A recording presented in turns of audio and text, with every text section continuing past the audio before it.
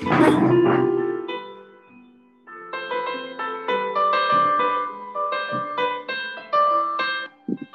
name is F1, but I am a professional banker of over 16 years experience. I've handled clients in various industry, vertical, and sectors in Nigeria, including manufacturing, logistics, automobile, and the rest. And when I started off my career, I would say that I had more trade knowledge around trade imports because of the type of clients that I handled. But I want to say that the defining moment in my career was when I underwent Security Intex Trade Academy training. The first one was in my spending large scale space.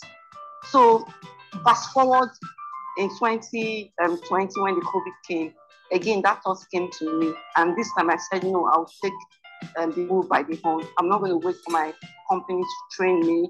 So I heard about, I reached out to Security Intex, and they're always throwing things at your face, supporting you, not necessarily for you to come and spend your money, but just educate us. So I ran through the different courses that they had, and I just knew that I had to, go for this one. This is the Executive Diploma in Export Business Management. And I can tell you, as at 2020, when we are at the lockdown, I underwent this 3 months training. I can tell you, this has been a game changer for me in my career. I didn't know that non-oil export would become a focus the way it was, but all I wanted to do was to provide, to be able to provide advice to my clients understand exports. I know the trade is the processing side from the bank's perspective, but I didn't really understand the export environment and how it affects clients. What does an exporter? What are the pain points? So this course helps me, to have good understanding of the export environment in Nigeria, what to be looking for, what are the risks. It's an all-encompassing program. And at that point, when I finished this program, it opened a huge opportunity for me in my workplace. And I can tell you that I was able to make a high impact and providing solutions for exports, and which allowed my company to grow in leaps and bounds in terms of non-oil exports in Nigeria. We are still learning, and I believe that there are more courses for me to take from Security Intex, and I can recommend this program to anyone and everyone. Even if you are not a banker, you're just a regular trade person, there are other opportunities coming up for trade within Africa, outside Africa, especially with the geopolitical tension. I think we have to equip ourselves with the right knowledge, right skills, so that we'll be able to, take advantage of the opportunity that not just for Nigeria, but for Africa.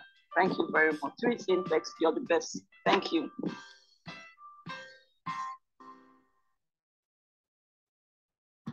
Are you a professional or a businessman?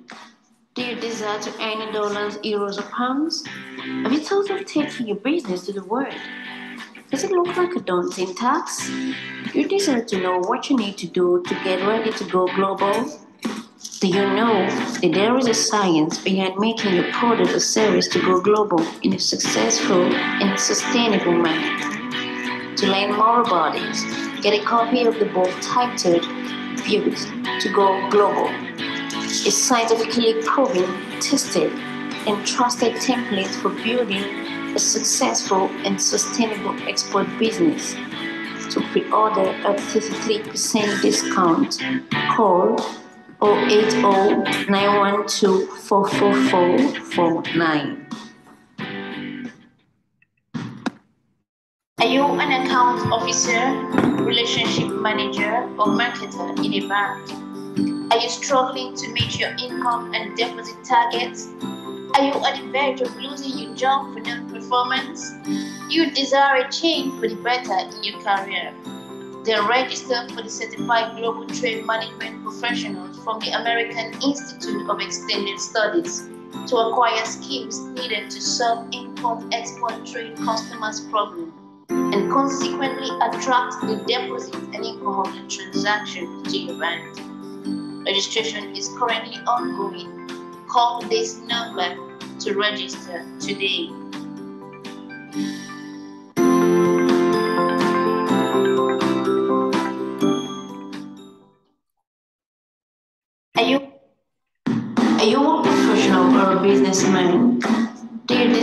earn dollars, euros, or pounds? Have you totally taken your business to the world? Does it look like a daunting task? You deserve to know what you need to do to get ready to go global. Do you know that there is a science behind making the product or service to go global in a successful and sustainable manner? To learn more about it, get a copy of the book titled Built to Go Global. A scientifically proven, tested, and trusted template for building a successful and sustainable export business. To order, call 080 912 44449.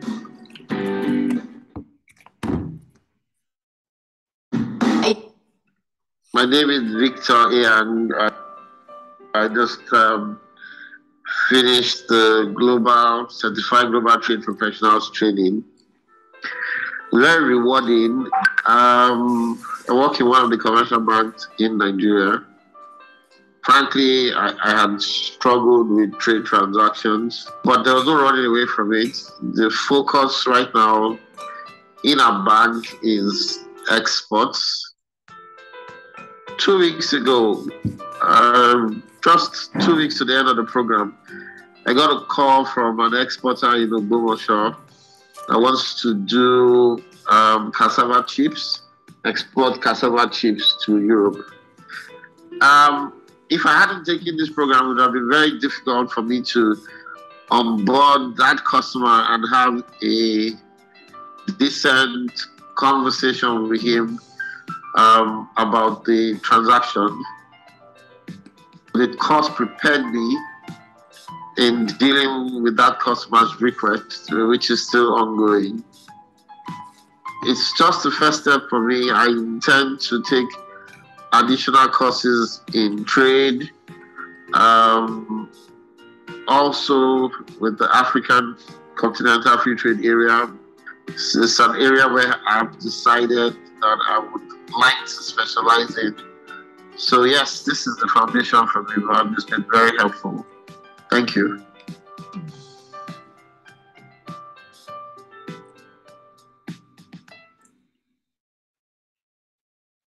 All right. Thank you for joining today. If you are here, the book, get the book Built to Go Global. It's still selling, and you can get it today. It can be delivered to you anywhere you are in the country. Simply reach out to the number on the screen, and the book will be delivered to you within 24 to 48 hours. 24 hours if you're in Lagos, and 48 to 72 hours if you are outside Lagos. This book basically opened our eyes to the opportunities in trade, particularly in export, but more importantly, stating the reason why export businesses fail. People have had a lot of issues with trying to go into export business and being unable to pull it through, but this book revealed a scientifically proven, tested and trusted template for solving that problem, and afterward building a successful and sustainable export business. If you want to have access to this video is available on YouTube, Voice of African Trade. Voice of African Trade. Please subscribe, like, share, drop your comment, and don't forget to click on the notification bell so you'll be able to know exactly when we upload new videos of the previous edition of this program. You can also visit Telegram through this link on the screen, or search for African Export Business Platform. You can visit Telegram and be able to have access to the link that we send every week for those that want to join this program online.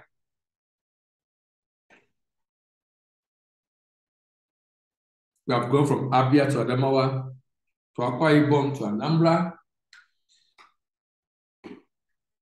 We've been to Bauchi, Bayelsa, Benue. We've been to Borno Cross River. We've been to Delta. Last week we were in Ebonyi State.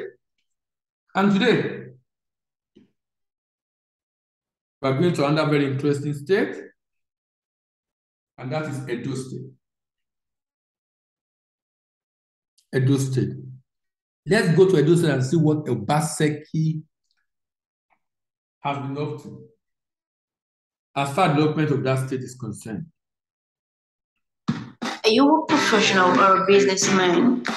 Do you desire to earn dollars, euros, or pounds? Have you thought of taking your business to the world? Does it look like a daunting task? You desire to know what you need to do to get ready to go global? Do you know that there is a science behind making your product or service to go global in a successful and sustainable manner? To learn more about it, get a copy of the book titled Pivot to Go Global. A scientifically proven, tested, and trusted template for building a successful and sustainable export business. To pre-order at 33% discount, call 080-912-44449. Are you a professional or a business? So as usual in this program, every week we do preamble, where we just give reason why export is necessary in the state of concern for that week, and then we do peculiarity, talking about what is unique about the state in terms of population, in terms of location and the like, and opportunities. Then the profile in terms of debt, in terms of income, in terms of unemployment rate, then the potential. What really does the state have to offer as far as export is concerned? Then the purchaser, basically talking about what exactly is the size of the market and where is the market for the product potential that have been found in this state. And lastly, proposal. My proposal to the state government on what they need to do to grow export among the SM in the state. And then the profit. Profit basically talking about how can the state directly make money in export business. Let's go. Edo State. Edo State is located in the South-South region. A very interesting state with a governor who is former investment banker. But let's see what this investment banker is doing in that state. But before then, why must Edo State export or support exporters? To avoid dependence, over-dependence on federal government allocation, to boost GDP of the state, to create opportunity for SME to grow, to decrease dependence on domestic market, to earn export proceeds and grow revenue for the state. It helps farming and rural life to become more lucrative. It helps the state to gain global recognition or global market share and recognition. It makes the state to become home of creativity and innovation. It's an industrialization catalyst for the state. It helps the state to create jobs, job creation opportunity in the state. It helps the state to know the value of state competitive advantage. It leads the way for other states to follow. It makes the state to be independent of the federal government. There's numerous incentive for exporters in the state. There's opportunity to maximize the indigenes of the state abroad. You know, I talk a lot about this. And you know, the interesting thing is that Edo State is one of the states in Nigeria that have citizens abroad. Plenty of them, actually. Plenty of them, I must say. And here is an opportunity for Edo State to be able to maximize the opportunity hidden in its citizen abroad. You know, Nigerian Diaspora Commission has been doing a lot to help Nigerian diaspora and to connect them back at home. I think one thing that Honorable Abike Dabiri wanted to do is to help in ensuring that different states maximize this potential. And I think Edo states are the great advantage because Edo State seems to have a lot of its citizens outside the shores of the country. And there's a huge opportunity there that the state can actually maximize. But you know, the challenge for our state to be able to see this opportunity in order to maximize it. Many of them cannot see it. Many of them cannot see it. The essence of this program is actually to make them see it. So please, if you are listening to me, you are from a state or you have a relationship with the government, can you let them see this? They have an agency that supports investment and export. I met a senior person in that agency recently in Edo State and actually sent him a proposal. But I'm yet to get feedback. But I'm already used to it. Government agency at the event make statement about what they are doing.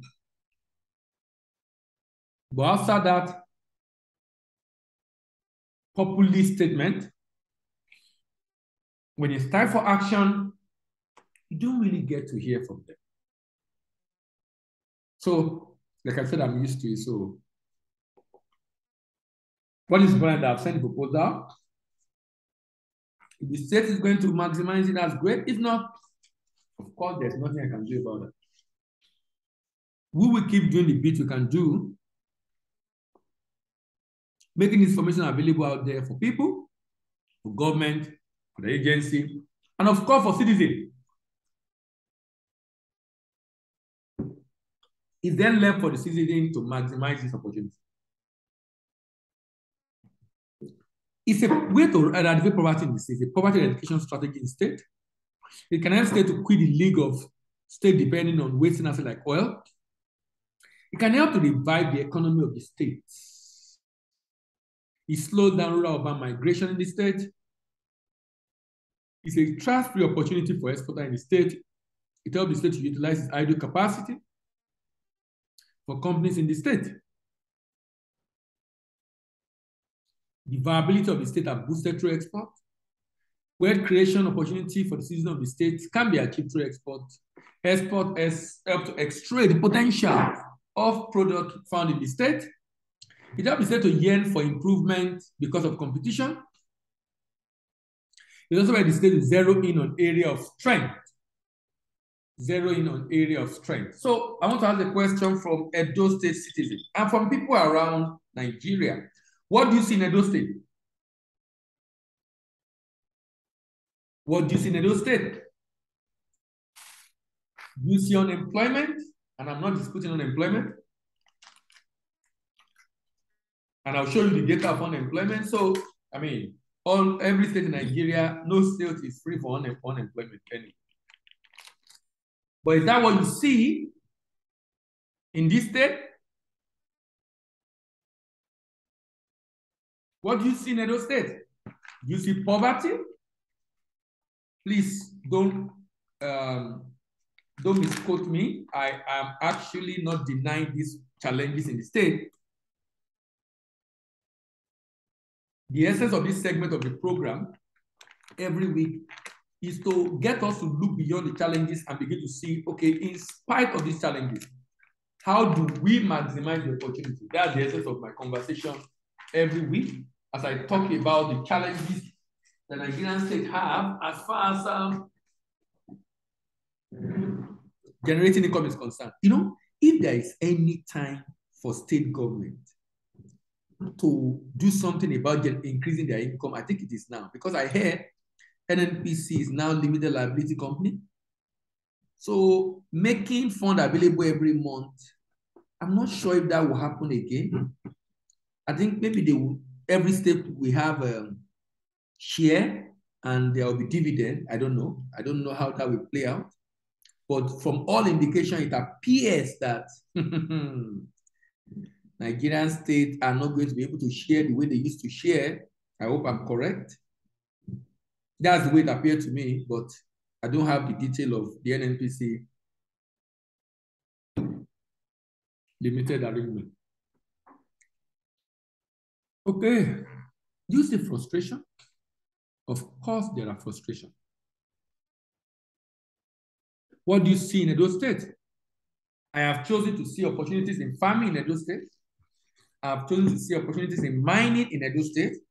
And I've chosen to see opportunities in our population. Opportunities in farming, opportunities in mining, opportunities in our population. I'll go on a short break. When we come back, we'll discuss other details of this state. My name is Victor A, and I just finished the Certified Global Trade Professionals training. Very rewarding. I work in one of the commercial banks in Nigeria. Frankly, I had struggled with trade transactions, but there was no running away from it. The focus right now in our bank is exports. 2 weeks ago, just 2 weeks to the end of the program, I got a call from an exporter in Ogbomoso that wants to do cassava chips, export cassava chips to Europe. If I hadn't taken this program, it would have been very difficult for me to onboard that customer and have a decent conversation with him about the transaction. The course prepared me in dealing with that customer's request, which is still ongoing. It's just the first step for me. I intend to take additional courses in trade, also with the African Continental Free Trade Area. It's an area where I've decided that I would like to specialize in. So yes, this is the foundation for me, and it's been very helpful. Thank you. My name. All right, peculiarities. What are the peculiarities of this state? Remember, we are discussing Edo State. Edo State was created from former Bende State in August 1991 by Ibrahim Babangida regime. Situated in the Midwest of the country, Edo State covers 17,802 square kilometers, having different ethnicity: Oto, Bini, Esan, Akoko, Igara, Ora, Ijo, Afemai. The state is renowned for its proficiency in sport and athletics and culture of intellectual edification and scholastic excellence. Edo State share boundaries with 3 states of the Federation, bounded in the north by Kogi State, in the west by Ondo State, and in the south by Delta State. Generally, it's a low-lying area, except for the north, where it's marked by undulating hills. The main town in the state are Benin, which is the capital, the ancient Benin Kingdom, which is also state capital. Then we have the Ekpoma, Uromi, Ubiaja, and Auchi. Edo State is referred to as the heartbeat of this Nigeria, of the country, and is located in South-South geopolitical zone. Edo is an oil-producing state, and is one of the 9 Niger Delta states in Nigeria. It has rich rainforest vegetation interspersed with hills, as well as rich cultural heritage. It is also well endowed with variety of mineral resources, arable land for cash crop, and largest oil palm yield in Nigeria. Opportunity for investment exists in agric, light manufacturing, healthcare, tourism, energy, and of course, in mining. Remember, total land area is 19,000 square kilometers.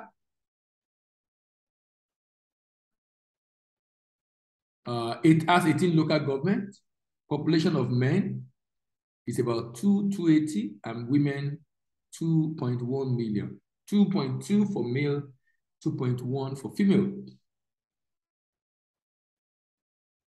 Major vegetation is tropical savanna monsoon. Major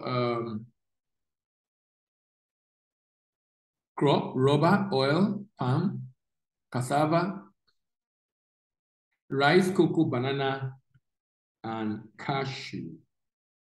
Rice, cocoa, banana, and cashew. Mineral resources: crude oil, limestone, granite, quartz, marble, gold, and rubber. Look at this state. It's a high oil yield palm, highest oil palm yield in Nigeria. That's the highest palm oil yield in Nigeria. Has deposit of limestone, ceramic, gypsum, granite. Leading producer of timber. Major tourist center for national in Nigeria, National Museum. One of the 5 commercial rubber producing states. 2 million plus hectares of arable land reserved for farming. A hub of electricity, generation of 900 megawatts. IGR of this state is about 29.5 billion naira. 29.5 billion naira. In 2020, the budget was 179. You can see the gap between that. Can you see the gap between that? There's very opportunities in banana plantation, oil palm, fishery, rubber, healthcare, cashew, railway, seaport, tourism, and of course, in education. Of the working age population of this state, 49% is unemployed and 15% is underemployed. 49% is unemployed. That's almost half, and 15% is underemployed. Out of the 2.8, 1.4 is not in labor force. That's why they are unemployed. 1.44 is in labor force. 507,000 work 40 hours plus a week. 299 work less than that.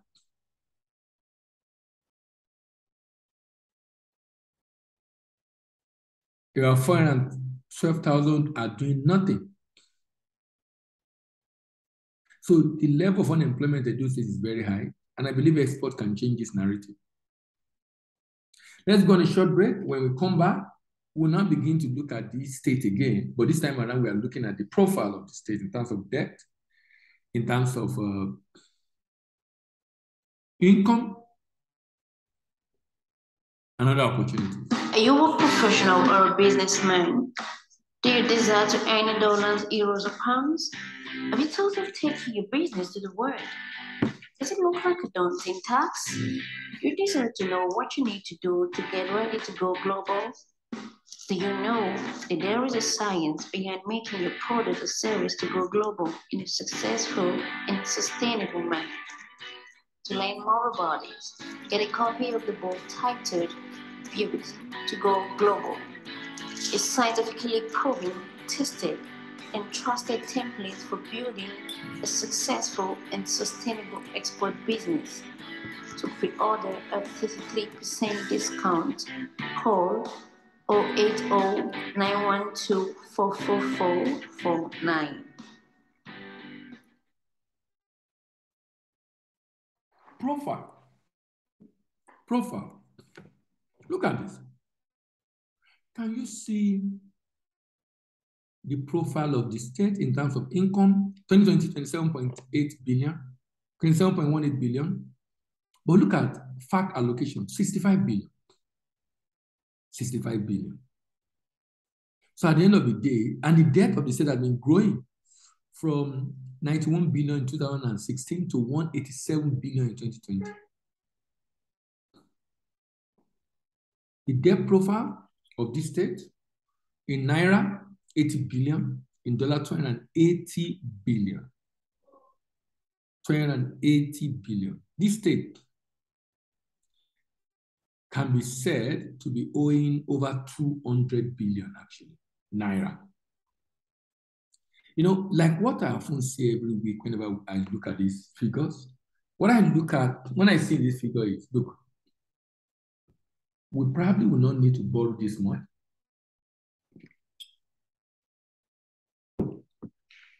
In many states of the Federation, if the state is maximizing the opportunities as, I don't know if Nigerian states know that they can export themselves and generate income directly, leveraging on the land they have and the people who are hungry, ready to work. Who are hungry and ready to work.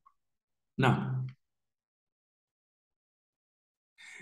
current state revenue shows that, like many states in the country, 30% IGR, 70% FAC. Edo State cannot survive if it continues at this rate, with level of revenue so low, IGR, and over-dependence on federal allocation.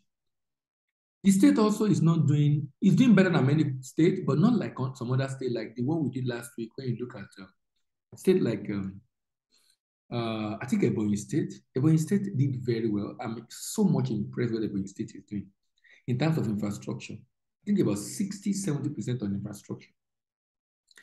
Anyway, capital expenditure also in Edo is not bad compared to many other states, but it could be better.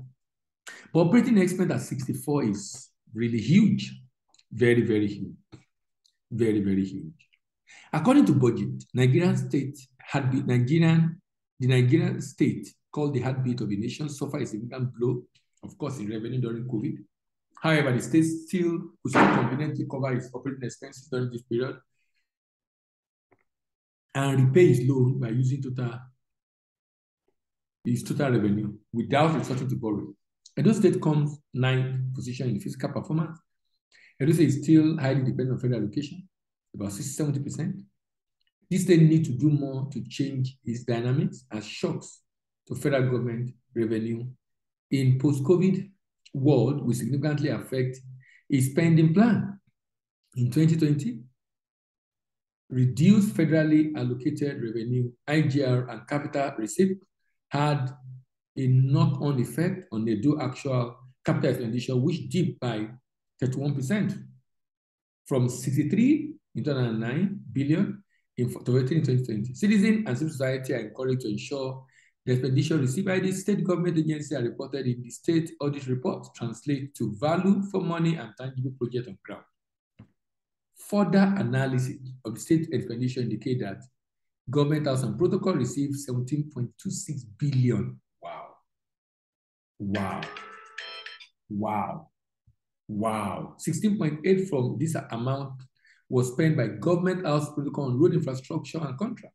This is in addition to 7.73 spent on road. The infrastructure in the state. State Ministry of Infrastructure for the year 2020. In contrast, State Ministry of Health received only 709 million. What? Ministry of Education suffered similar fate. Now, it's interesting what the Edo State is trying to do. There's a lot of road infrastructure which make a lot of sense. But recently, I saw a picture of people going to pack the stone used to construct road to use for some other thing for themselves. I think it's good the people are built first. I don't know why the state is not investing a lot in education. I don't know why. I don't know why. There's so much in infrastructure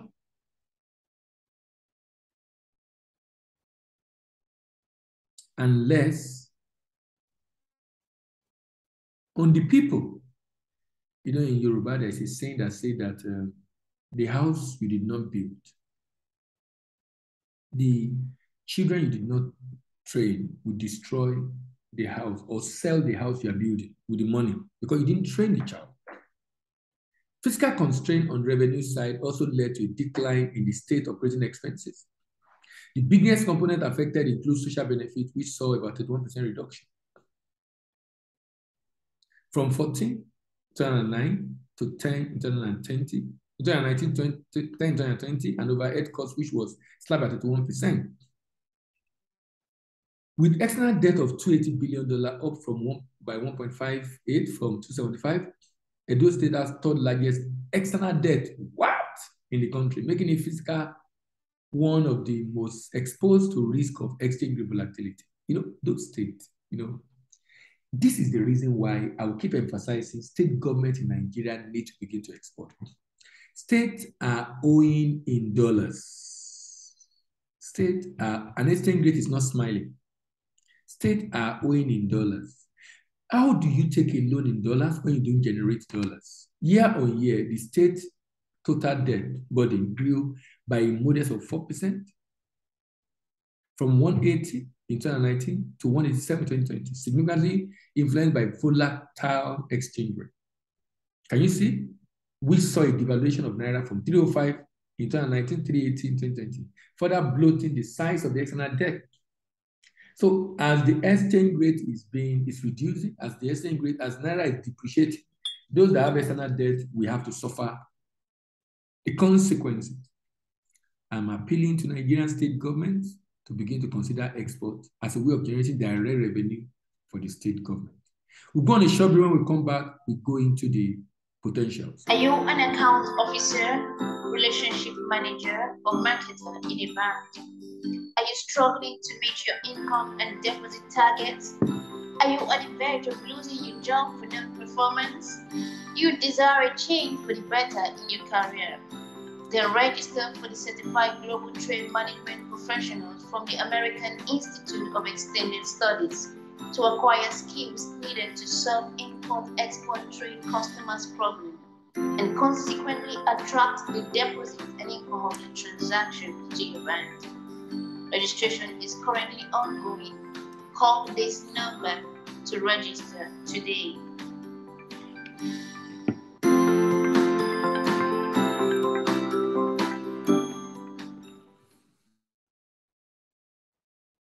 So what's the potential in Edo State? Edo State is endowed with abundant natural resources, principal resources being crude oil, natural gas, clay, chalk, marble, and limestone. Agriculture is the predominant occupation of Edo State. The major cash crop include cocoa, rubber, palm produce. In addition, the state produces yam, cassava, rice, plantain, guinea corn, and assorted type of fruit and vegetable. Industrial enterprise in the state include Bende Cement,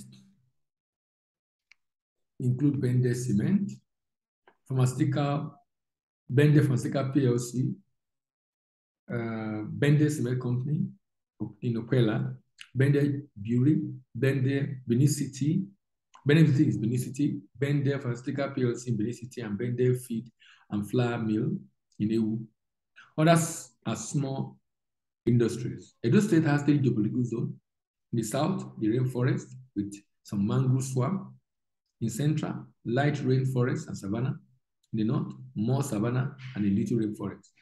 The vegetation belt of the state can be generalized into freshwater swamp, lowland rainforest, and derived savanna. Edo State is endowed with favorable climatic conditions and ecological conditions which has given ground to a blossoming agricultural sector. The state enjoys almost 9 months of rainfall in southern part of the state. The state weather can be classified into 2 seasons: rainy season starting from April to October, and dry season starting from November to March, with a cold harmattan spell between December and January. Prominent crop grow in the state, like I said earlier, is palm, cashew, cassava, rice, maize, and cocoa. The state has an estimate of 1.1 to 1.6 million hectares of cultivated land, accounting for 7% of the total land mass. The state derives an estimated 40% of its revenue from proceeds of agriculture. Interesting. Growing the potential of agriculture in the state has been a priority for state government. This has been there have been numerous initiatives aimed at engaging the youth in agriculture. Recently, as part of a larger plan to cultivate 5,000 hectares of farmland across the state government revamped a dual fertilizer plant and chemical company, Auchi, in a public-private partnership initiative with Wakot Limited to manage the facility. And the facility is the only one of its kind in the region and is expected to serve the demand of Edo State, Delta State, Kogi State, and neighboring state. The state also has PPP initiative with Saro Agro-Science Limited to run 450 hectares of maize farm with the aim of making feed. Rubber is grown in Essa, Owan, Akoko Edo, Ovian, area of the state. The state also houses Rubber Research Institute in Nomo, Edo State. Rice and the most consumed food or commodities in Nigeria is grown in the state in commercial quantity in Ekpoma, Ilushi, Agede, Ageno Body, and surrounding areas. Now, the state grow over 200 million tons of cassava annually. Pineapple is grown in Hero local government. The state is the largest producer of palm oil in the country, also housing National Institute of Oil Palm Research. Now, I like what the state is doing in PPP, but I have a proposal for the state on what I think the state should do. In as much as what the state is doing is great, but I'm not seeing PPP in the area I would recommend, and that's in, I've seen PPP now in producing fertilizer, great. I've seen PPP now in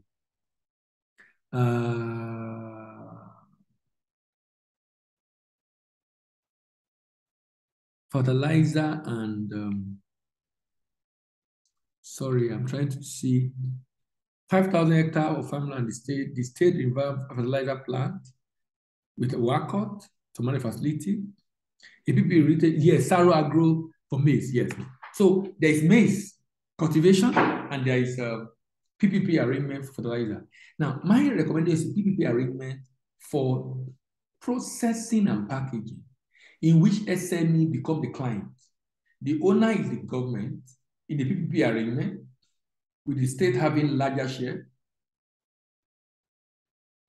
A PPP arrangement also that enable the state to export the product. Why the people produce? The challenge I have when the state is doing PPP and get a third party, at the end of the day, I don't see this scale. Look at maize, for example. So if Saro is the one with maize, Saro will create job, no doubt.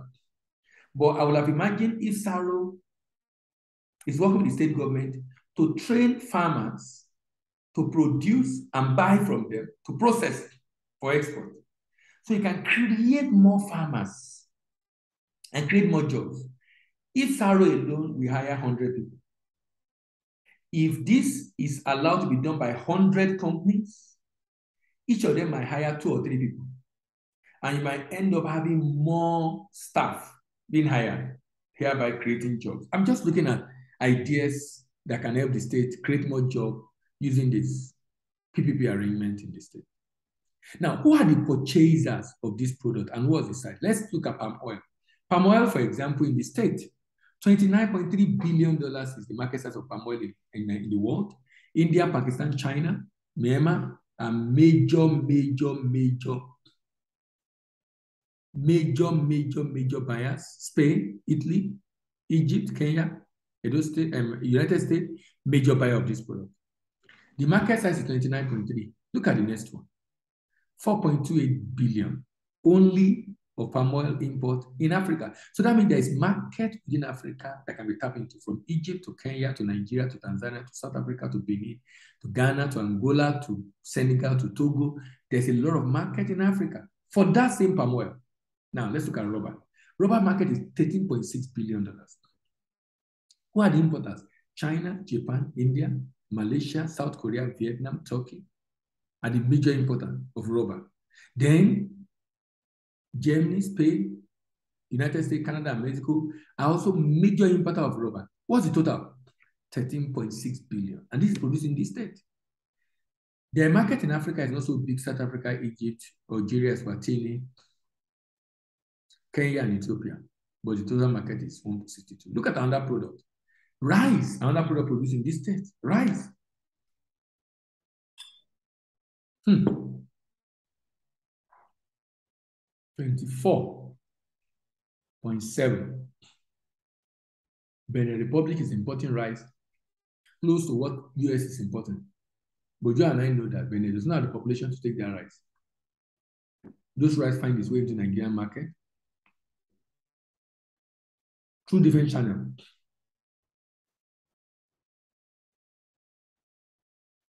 Niger State 4.12. Benin 3.08.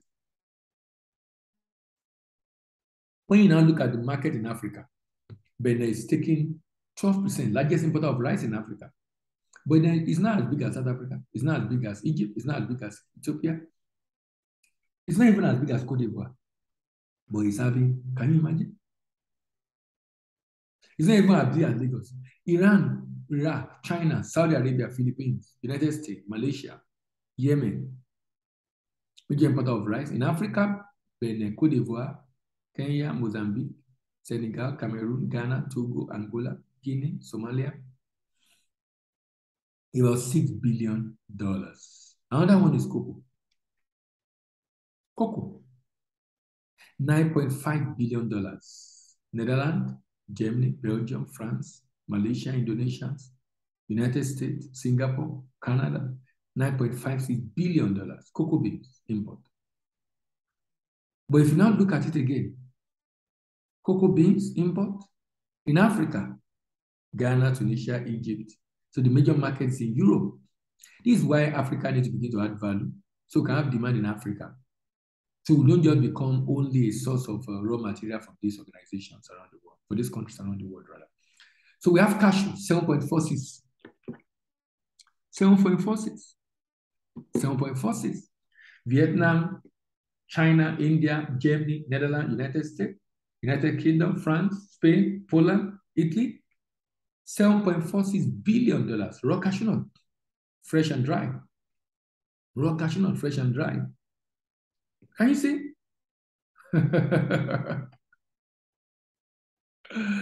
But the market in Africa is very small. Ghana, $83 million. Ghana, South Africa, Egypt, Togo, Tunisia, Algeria, Morocco, and Tanzania.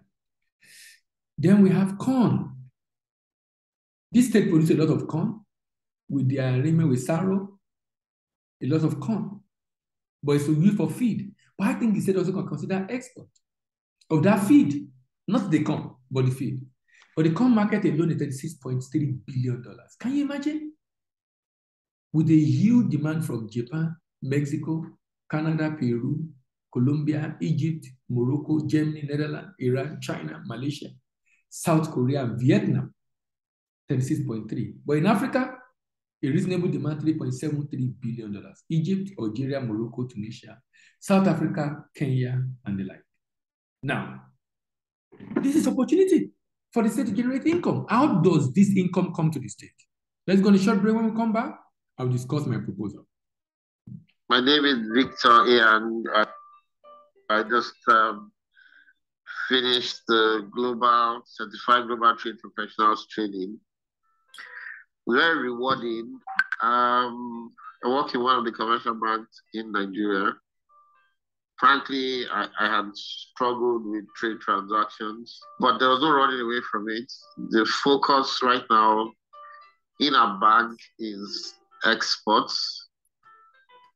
2 weeks ago, just 2 weeks to the end of the program, I got a call from an exporter in Ogbomoso that wants to do cassava chips, export cassava chips to Europe. If I hadn't taken this program, it would have been very difficult for me to onboard that customer and have a decent conversation with him about the transaction. The course prepared me in dealing with that customer's request, which is still ongoing. It's just the first step for me. I intend to take additional courses in trade, also with the African Continental Free Trade Area. It's an area where I've decided that I would like to specialize in. So yes, this is the foundation for me, but it's been very helpful. Thank you.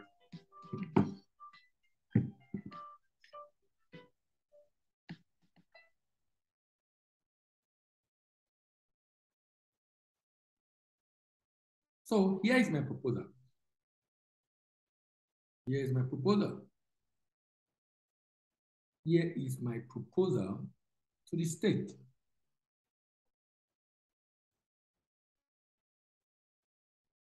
My proposal to the state government is that we need to be SME focused in our plans. We've talked a lot about the value that SME is bringing to the table, how they are creating jobs.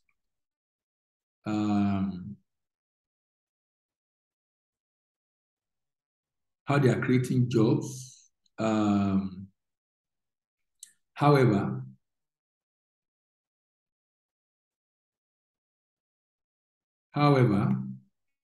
I realized that the way most states go about this thing is not good enough. It's not good enough.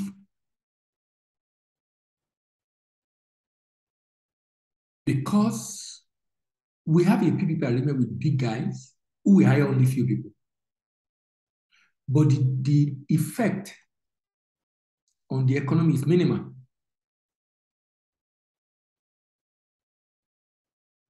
It's minimal.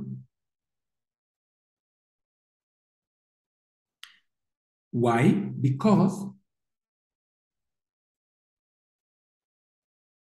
if you look at it very critically, you realize that when you hire the big guys to do farming, for example, they will hire staff, like I said, but you won't have, there is a way you set up a structure that does not just add value to the economy of the state, but have maximum impact in job creation and poverty eradication.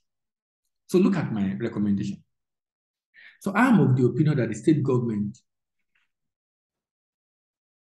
should not allow SMEs to be in the chain. Look at this chain, from production to harvesting and transport, to primary processing and storage, secondary processing and packaging, to marketing and sales and logistics and distribution. In many states, SME take over all this. What the government have done in this case now is to partner with SARO to take off the job of production and harvesting. Production and harvesting. To take up the job of production and harvesting. Maybe also processing and packaging. That is where the problem is. And they will also market and sell. Now, so it's like you have a large corporate doing everything. So large corporate doing everything is not a good arrangement. Small company doing everything is not a good arrangement also.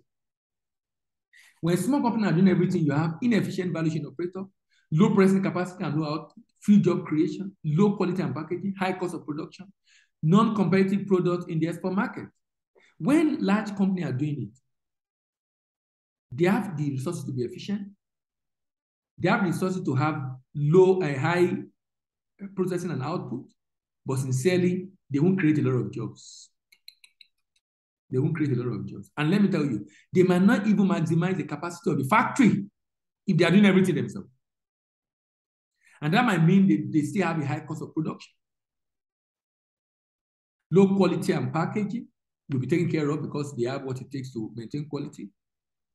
And the product might be competitive and might not also be competitive if they are not efficient enough. But look at my recommendation to Edo State.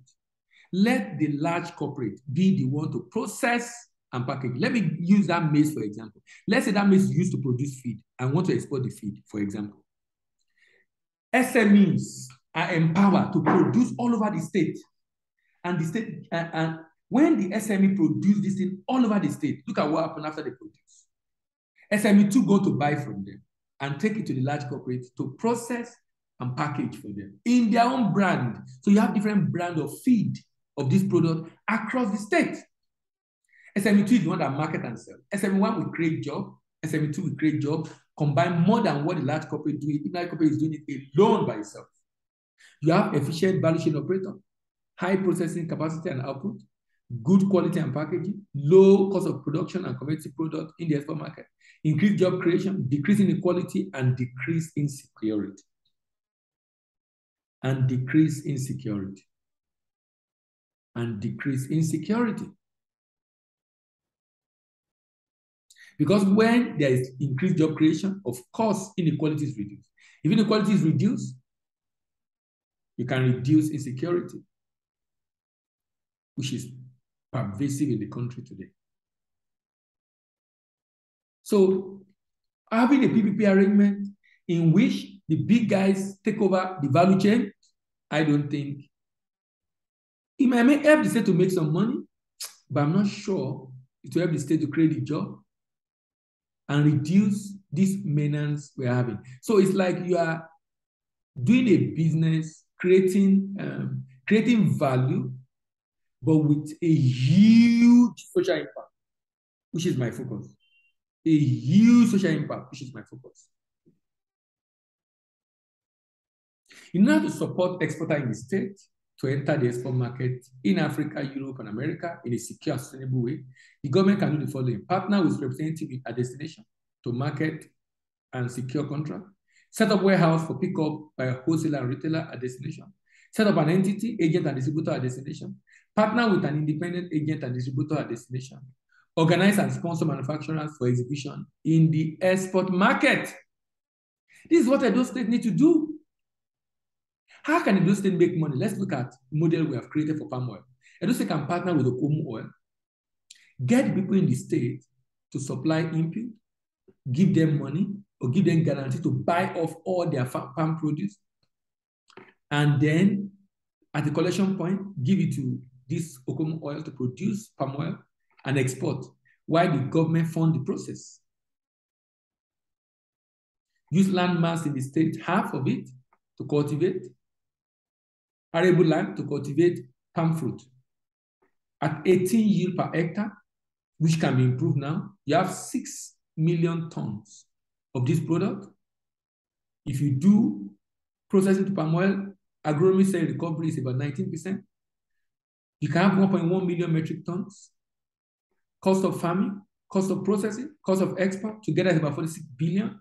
Government does not have to pay this at the beginning. He can pay it after he has bought it, process, and export and sell.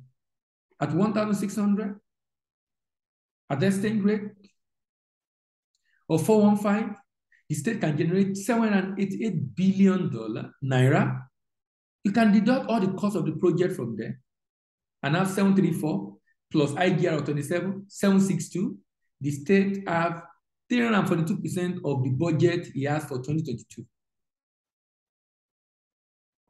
I hope the people of Edo State will get this across to the government, that the arrangement should be such that the people of the state are the ones that produce raw material, supported trade, given farm input, but giving guarantee to buy off their palm fruit and to pay them in 3 months after the production will have been done, and shipment will have been done, and payment will have been received, and the state government can pay back these people for all the costs they've incurred in farming.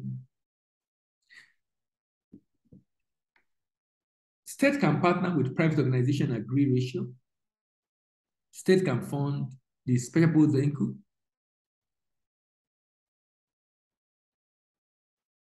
And the other party provide expertise. The SPV form farmer into cooperative across the state, issue purchase order to farmers backed by guarantee, provide training input and support to farmers, provide collection center for the harvest, clean and process the product for export, source for buyers, do documentation and shipment, present document to the bank for payment, get paid, pay the farmer off, remove all costs, and share the proceeds. State government might be having 80% of this, and this can be used by the state government to take care of development within the state. The impact of the suggested model for state government goes beyond generation of revenue. It has a humongous impact on employment generation and increased economic activity in the state.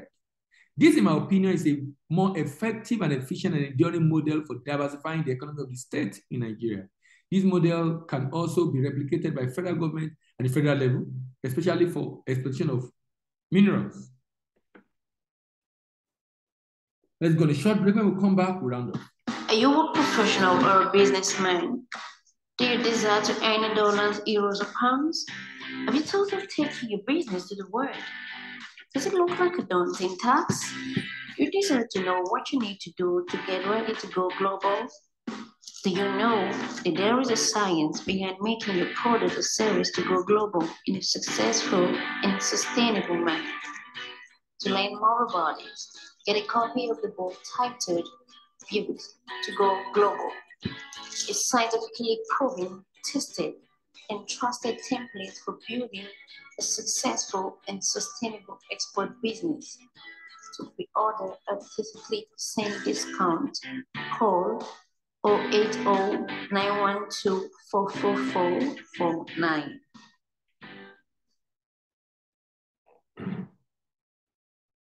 Okay, so next week we'll be going to Ekiti State.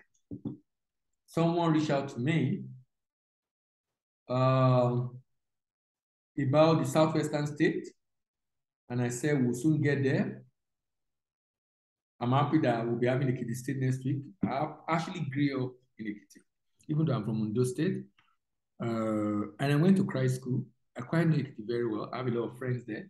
And I will be glad to talk about what I think the state government, particularly the new government, can do. I have a few friends that are in the government or ministry that I'll probably send the video to afterwards. Or my suggestion on what the state can do. And I'll also be glad to share about Jigawa, another state I love. I serve in Jigawa, very nice state. And with huge potential, but with huge poverty also. And one of the states I said to non-viable, including Ekiti State also. I don't believe any state in Nigeria is not viable. I just feel we have leaders who really don't know what they're doing or don't know what to do to be able to solve the problem of their state. Remember to get the book, Built to Go Global. This book basically highlights why export businesses fail. You can also get the recorded version of this video and the previous one for other states from our YouTube channel, Voice of African Trade. Subscribe, like, share, drop your comment, and click on notification bell. You can also get the link to this program every week on our Telegram channel, African Export Business Platform, or use the link below. Are you a professional or a businessman? Do you desire to earn in dollars, euros, or pounds? Have you thought of taking your business to the world? Does it look like a daunting task? You desire to know what you need to do to get ready to go global? Do you know that there is a science behind making your product or service to go global in a successful and sustainable manner? To learn more about it, get a copy of the book titled Built to Go Global, a scientifically proven, tested, and trusted template for building a successful and sustainable export business.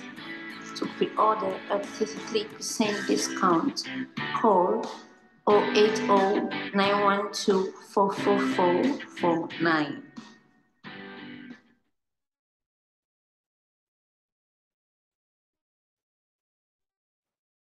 Are you an account officer, relationship manager, or marketer in a bank?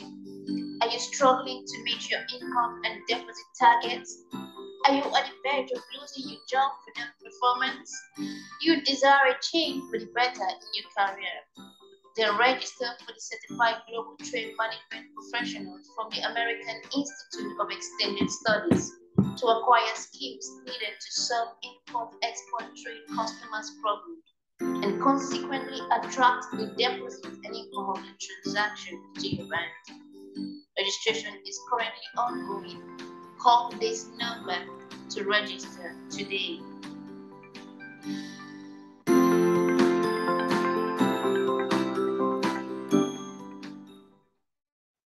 My name is Victor A.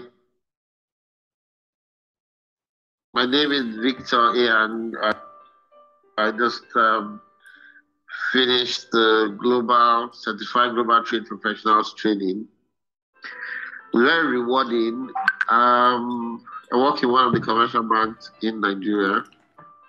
Frankly, I had struggled with trade transactions, but there was no running away from it. The focus right now in our bank is exports.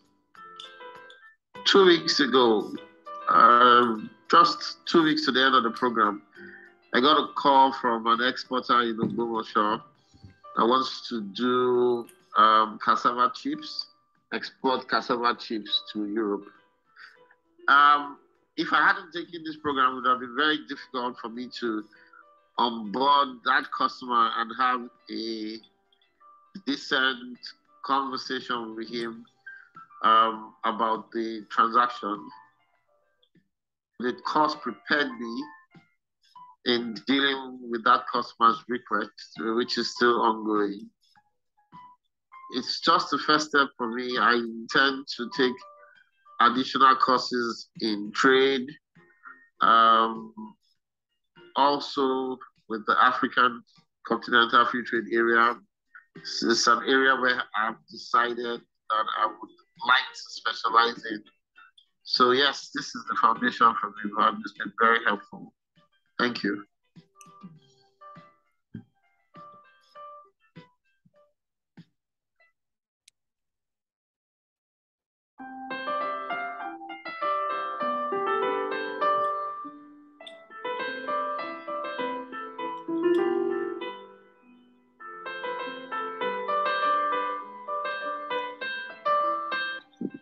My name is F.Y. Mostly. I am a professional banker of over 16 years experience. I've handled clients in various industry, vertical, and sectors in Nigeria, including manufacturing, logistics, automobile, and the rest. And when I started off my career, I would say that I had more trade knowledge around trade import because of the type of clients that I handled. But I want to say that the defining moment in my career was when I underwent 3T Intex Trade Academy training. The first one was in my spending large scale space. So fast forward in 2020 when the COVID came, again that thought came to me, and this time I said no, I'll take the bull by the horn. I'm not going to wait for my company to train me. So I heard about, I reached out to 3T Intex, and they're always throwing things at your face, supporting you, not necessarily for you to come and spend your money, but just educate us. So I ran through the different courses that they had, and I just knew that I had to, go for this one. This is the Executive Diploma in Export Business Management. And I can tell you, as at 2020, when we were at the lockdown, I underwent this 3 months training. I can tell you, this has been a game changer for me in my career. I didn't know that non-oil export would become a focus the way it was, but all I wanted to do was to provide, to be able to provide advice to my clients understand exports. I know the trade is the processing side from the bank's perspective, but I didn't really understand the export environment and how it affects clients. What does an exporter? What are the pain points? So this course helps me, to have good understanding of the export environment in Nigeria, what you should be looking for, what are the risks. It's an all-encompassing program. And at that point, when I finished this program, it opened a huge opportunity for me in my workplace. And I can tell you that I was able to make a high impact and providing solutions for exports, and which allowed my company to grow in leaps and bounds in terms of non-oil exports in Nigeria. We are still learning, and I believe that there are more courses for me to take from 3T Intex, and I can recommend this program to anyone and everyone. Even if you are not a banker, you're just a regular trade person, there are other opportunities coming up for trade within Africa, outside Africa, especially with the geopolitical tension. I think we have to equip ourselves with the right knowledge, right skills, so that we'll be able to, take advantage of the opportunity that not just for Nigeria, but for Africa. Thank you very much. 3T Intex, you're the best. Thank you.